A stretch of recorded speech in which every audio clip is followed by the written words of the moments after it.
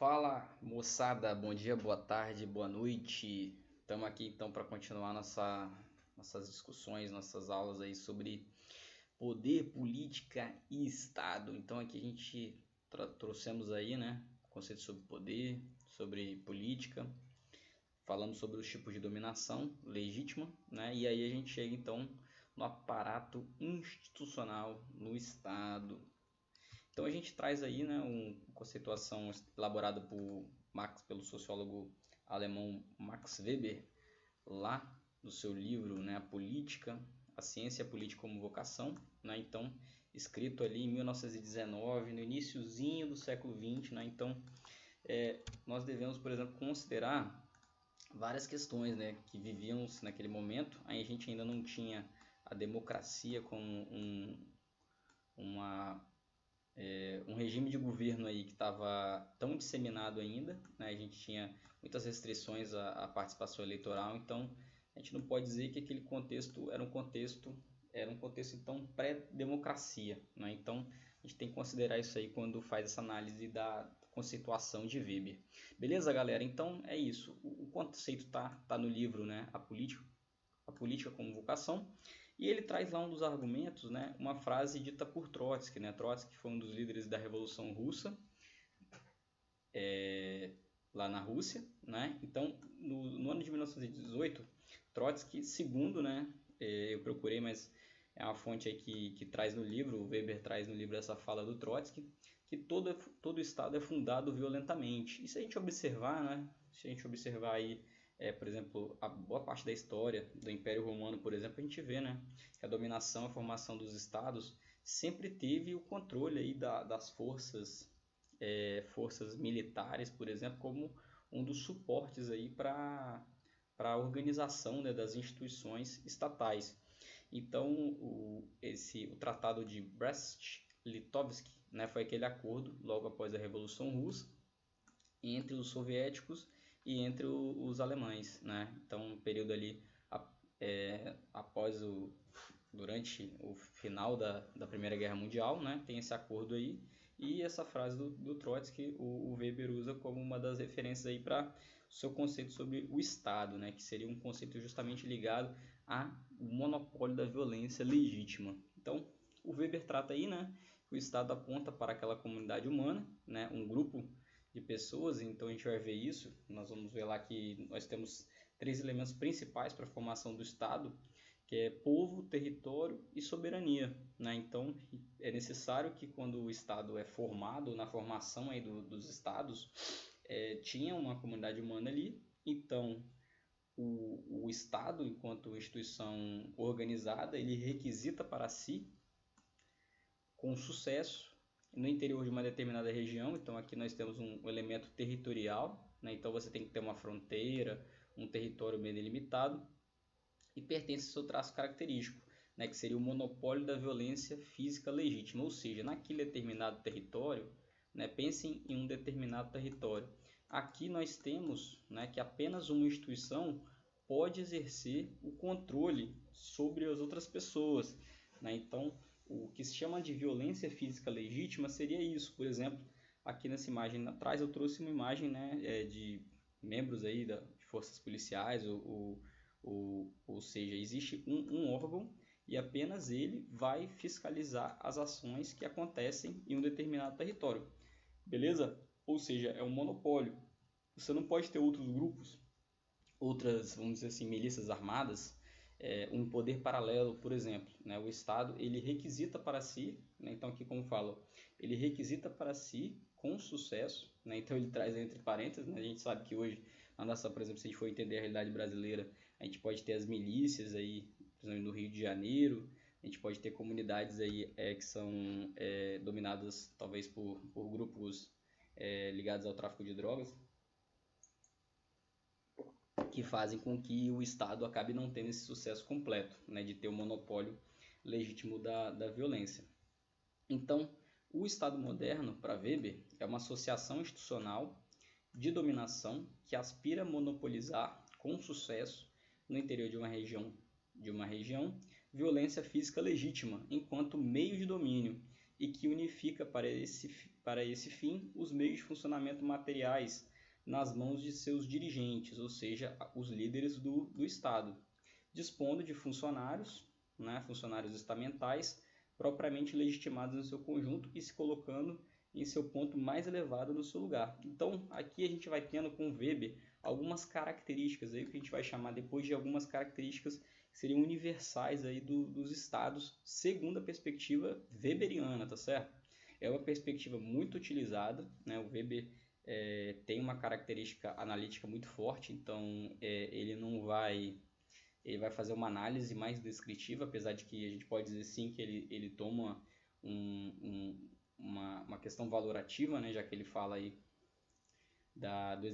de que o Estado exerce, né, a violência física legítima em determinado território. E o outro detalhe importante é a gente observar que a definição de Weber sobre o Estado, ela não se preocupa com a finalidade, ou seja, se a gente for pensar, qual seria a definição de Estado? O Estado tem que prover educação, tem que prover políticas de saúde, tem que prover outras questões, mas isso, né, na argumentação de Weber, a gente pode observar que o Weber quer dizer que uma das funções primordiais do controle estatal, né, e observada em várias sociedades diferentes, por exemplo, a educação, a gente sabe, né, que boa parte é pública, é estatal, mas existe uma escola, pode oferecer, uma escola particular pode oferecer educação particular. A saúde, pode existir planos de saúde, mas o Estado ele não pode abrir mão da sua característica principal, que é controlar o aparato e as determinações. Então, se ele abre mão vamos dizer assim, desse aparato primordial, o Estado deixa de existir e passam-se a existir novamente aí feudos ou outros tipos de organizações paraestatais. Então ele fala que se o Estado abrir mão dessa função primordial, ele deixa de ser o Estado, né? Então, por isso que a definição de Weber está ligado mais a essa questão em relação à violência física legítima.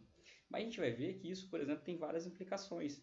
Se a gente for observar, por exemplo, os impostos, né? A cobrança de impostos pode ser considerada uma forma de violência física legítima, já que todos nós somos obrigados a pagar impostos, ou então, por exemplo, caso você tenha um débito, né, de algum determinado imposto, o imposto sobre territorial urbano, né, que é o IPTU, ou um imposto, o IPVA, que é sobre o veículo, se você, caso o Estado descubra, né, que você tem aquele débito estatal, ele pode te violentar, né, simbolicamente, ele não vai te violentar diretamente, como seria a privação da liberdade, mas provavelmente você vai ter uma multa, enfim.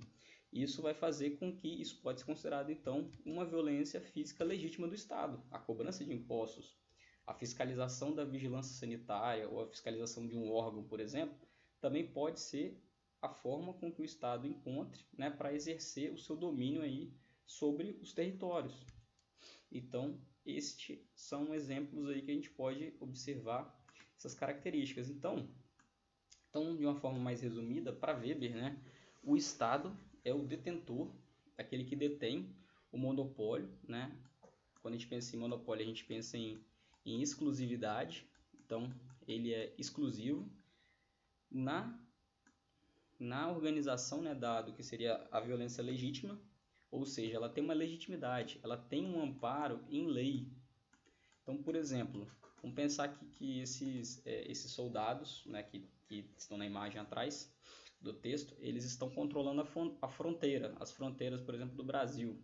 Então, se acontece algum tipo de ato ilícito, vamos supor, uma pessoa tenta vir do Paraguai para o Brasil com cigarros sem nota fiscal, por exemplo. O que eles podem fazer? Eles podem tomar aqueles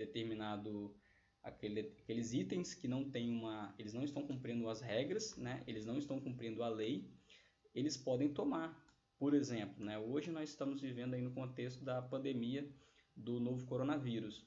Então, por exemplo, vamos supor que uma pessoa é flagrada, né, que tendo a Covid-19 e ela não está cumprindo as regras, por exemplo. Ela pode sim sofrer uma punição, sofrer uma sanção, ou até algumas pessoas aí já foram inclusive até presas por não seguirem uma determinação legal. Então existe uma lei e com base nessa lei apenas uma instituição, né, que no caso é o Estado. Então as forças de segurança, as forças sanitárias, por exemplo, elas podem sim exercer essa função de polícia, né? E o detalhe final é um determinado território. Por exemplo, pense, nós estamos aqui no Espírito Santo, né? Pense em uma pessoa. Aqui tem o Espírito Santo, aqui nós temos a Bahia, né? Nosso querido estado da Bahia. Então, galera, o Espírito Santo tem algumas regras e suas instituições estatais, e na Bahia nós temos outras. Então, por exemplo, uma pessoa comete um crime no Espírito Santo e ela passa, né, a fronteira para a Bahia, aqui já é um outro território. Então, pode ser que às vezes as instituições de segurança do Espírito Santo não possam atuar, né? Provavelmente não possam atuar na Bahia. Não sei se você for falar aí da Polícia Federal ou da Polícia Rodoviária Federal, né? Que aí já são instituições aí que dominam, tem na sua seara e nas suas funções legais a questão do território nacional. Mas se fosse, por exemplo, a fronteira com outro país, né, com Uruguai ou com Paraguai, por exemplo, também tem a questão do território. Então, o Estado detém um monopólio da violência legítima em um determinado território. Então, por exemplo, pode ser que um crime que aconteça no Brasil não seja crime no Uruguai, por exemplo. Então, aqui a gente tem uma outra fronteira, né, do Brasil com o Uruguai. Então, um crime que acontece no Uruguai pode não ser crime no Brasil, ou um crime que acontece no Brasil pode não ser crime no Uruguai. Então, o Weber colocava essa delimitação, né, do território. Então essa definição conceitual, nós vamos ver outras, né, vamos falar sobre Durkheim, vamos falar sobre Weber também. Caso dê tempo, a gente pode pensar em ver sobre Mises também, que tem feito muito sucesso aí, apesar de não ser uma bibliografia utilizada na Academia das Ciências Sociais, mas enfim. Então a gente pode pensar em vários autores e como cada um definiu o Estado, né? Então essa definição é muito utilizada até hoje. Então você vê que tem uma relação aqui, né? A aplicação das leis, a coerção, ou seja, você é obrigado, você é coagido a seguir essas leis, porque senão você pode sofrer aí uma força policial. E quando a gente fala polícia, geralmente as pessoas estão pensando em polícia militar, polícia civil, mas os outros órgãos, como existem órgãos municipais, como fiscalização de posturas, fiscalização da vigilância sanitária, Receita Federal, eles também têm um poder aí de policiamento, vamos dizer, é diferente, né? Eles não andam necessariamente armados, mas eles podem aí, né, fazer apreensões, por exemplo, como eu dei o exemplo sobre alimentos, né? Então, alimentos vencidos, por exemplo, a vigilância sanitária pode exercer esse poder aí de polícia, né? Vamos supor que um restaurante está com produtos vencidos, tem uma denúncia, né? Os fiscais da vigilância sanitária vão lá atuar naquele local e vão verificar, ou seja, então eles vão exercer uma violência legítima. Eles vão lá naquele local e retirar, né, retirar aqueles alimentos ali que estão vencidos daquele restaurante, por exemplo. Então também esse pode ser um exemplo aí da aplicação da violência legítima em um determinado território por parte do Estado. Tranquilo, moçada? Qualquer dúvida é só perguntar. Então, galera, a partir daí a gente pensa, né, então, quais seriam as características básicas do Estado, né, considerando aí os exemplos dados por Max Weber. Então, se a gente for pensar, né, para o Estado minimamente ter a sua forma de organização, é necessário então que ele tenha, né, essas forças militares aí patrulhando as fronteiras e garantindo a segurança e a ordem pública, vamos dizer assim. Nós vamos ter um elemento aqui, que é o elemento 3, que o Weber trata, que é a burocracia, ou seja, uma administração pública, né? Então a administração pública vai precisar de funcionários para organizarem o próprio funcionamento do seu elemento primordial, que é a garantia da segurança básica das pessoas. Então é necessário que tenha aí uma organização, pessoas, né, chamados funcionários de gabinete, por exemplo, que façam a organização desses outros funcionários do Estado que vão estar atuando aí em várias funções. Então, para isso, você precisa, então, da manutenção dessa estrutura, né? Existe né, um gasto, um custo para se manter o Estado. É claro que a gente vai falar mais para frente sobre outros investimentos públicos, enfim, e outros detalhes sobre isso. Mas então a gente precisa, né, ter uma determinada fonte aí de extração de riquezas, né? Pode ser os impostos, matérias-primas, industrialização, tecnologias, que a gente vai medir aí a arrecadação, o PIB dos países. A forma de organização da economia também, né?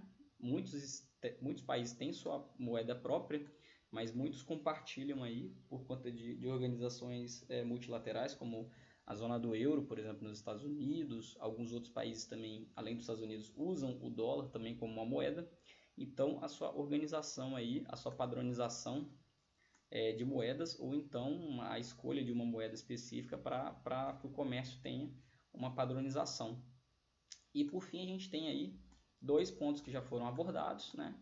A delimitação do poder em um território específico. Então, todos os países aí, todos os estados precisam ter um território delimitado, né? Com coordenadas geográficas, enfim, e também seus códigos legais, né? Suas constituições e suas leis, para que esse país tenha uma estabilidade em suas atividades, beleza? Então aí, moçada, um exercíciozinho básico de fixação, né? Nós acabamos agora de ver as questões envolvendo poder, política e Estado. Então eu vou postar lá no Google Classroom para vocês um exercício de reflexão aí sobre o poder, política e Estado.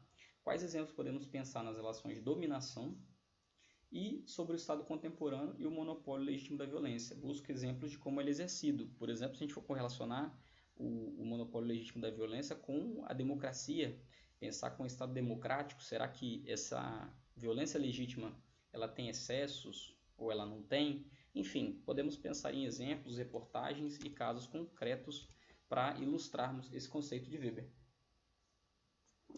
Então é isso, por fim, as referências aí, né? O livro de Sociologia do Giddens e também Max Weber, Ciência e Política, as duas vocações. É isso então, moçada. Valeu, um abraço a todos!